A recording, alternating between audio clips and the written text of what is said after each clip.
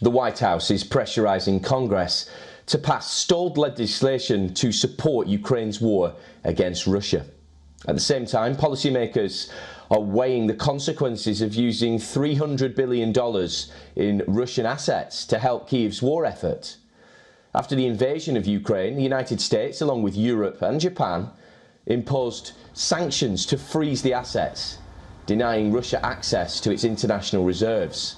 Very little of the Russian assets, perhaps $5 billion or so by some estimates, are in the hands of US institutions.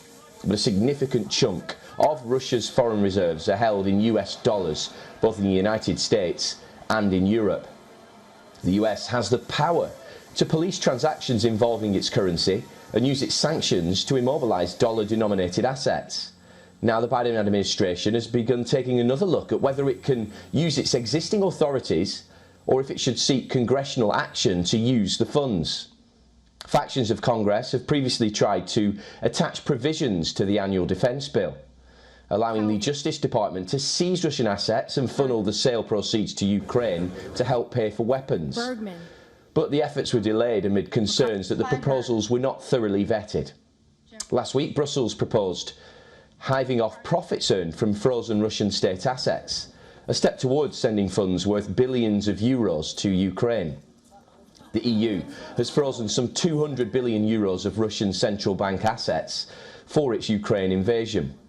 A Belgium-based international deposit organisation, Euroclear, holds about 90% of those funds. The Biden administration is also pressing Britain, France, Germany, Italy, Canada and Japan to come up with a strategy by February 24th. This is also the second anniversary of the invasion. But now, with Ukraine running low on funds and ammunition and the war potentially moving into its third year, the debate about how to provide more could shift from a legal question to a moral question. Apart from weapons and ammunition, Ukraine is now asking men between 25 and 60 who have left the country to return for military service. The Ukrainian military says it wants to mobilise up to 500,000 more soldiers to defend the country.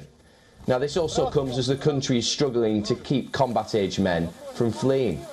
When the war began in February 2022, the average Ukrainian soldier was between 30 and 35 years old. Now, the average age is older than 40.